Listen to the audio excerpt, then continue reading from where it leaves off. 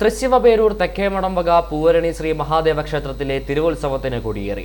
ക്ഷേത്രം തന്ത്രിമുഖ്യൻ ബ്രഹ്മശ്രീ ഭദ്രകാളി മറ്റപ്പള്ളി നാരായണൻ നമ്പൂതിരിപ്പാടിന്റെ മുഖ്യ കാർമ്മികത്വത്തിലും മേൽശാന്തി കല്ലമ്പള്ളിയിലത്ത് വിഷ്ണു നമ്പൂതിരിയുടെ സഹകാർമ്മികത്വത്തിലുമാണ് കൊടിയേറ്റ് നടന്നത്.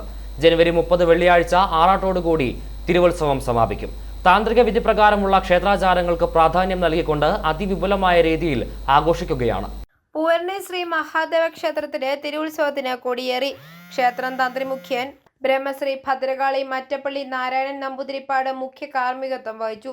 മേൽശാന്തി ബ്രഹ്മശ്രീ കല്ലമ്പള്ളിയിലത്ത് വിഷ്ണു നമ്പൂതിരി സഹകാർമ്മികനായിരുന്നു. തിരുവുത്സവത്തിനോടനുബന്ധിച്ച ഉത്സവബലി 24, 25, 26, 27, 28 തീയതികളിലും പള്ളിവേട്ട ജനുവരി 29 നടക്കും. പള്ളിവേട്ട ദിവസം നന്ദിലത്ത് ഗോപാലകൃഷ്ണൻ തിടമ്പേറ്റും. തിരുവരങ്ങിൽ പള്ളിവേട്ട ദിവസം നന്ദഗോവിന്ദം ഭജൻസ് അവതരിപ്പിക്കുന്ന സാന്ദ്ര നന്ദലയം അരങ്ങേറും. മൂന്നാം ഉത്സവ ദിവസം വൈകിട്ട് 7-ന് കുമാരി മാളവിക അവതരിപ്പിക്കുന്ന വയലിൻ ഫ്യൂഷൻ. 5-ാം ദിവസം വൈകിട്ട് 7 മണിക്ക് കല്യാണ സൗഗന്ധികം കഥകളി. 6-ാം ദിവസം പാലാ സൂപ്പർ ബീറ്റ്സ് അവതരിപ്പിക്കുന്ന ഗാനമേള.